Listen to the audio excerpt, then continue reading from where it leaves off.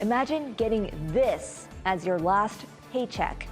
Justice denied for the man who was paid with only a wheelbarrow of oily coins.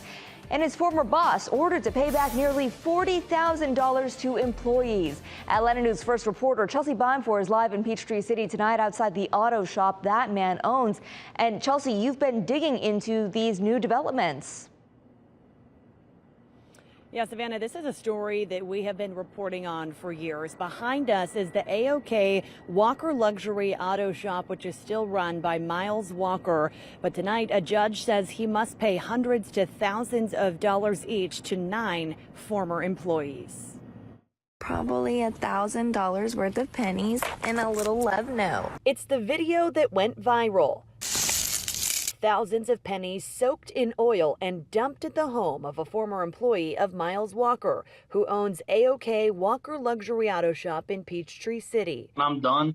I'm not going back. Andreas Flotten used to work at the car shop, but resigned in 2021, citing a toxic work environment. He was promised a final paycheck, but didn't get it until weeks later, when a wheelbarrow full of 90,000 pennies ended up outside of his front door. He got paid.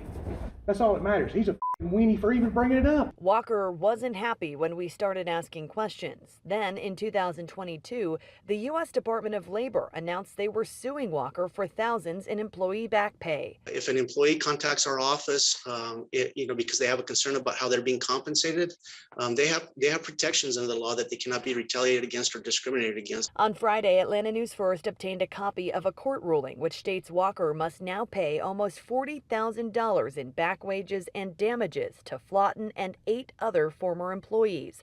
The document also says Walker must remove all photographs and references to Mr. Flotten from the internet. Now, Flotten did not get back to us tonight for comment, but his former boss did. Walker said he was very upset with the media and said our reporting has cost him a lot of money.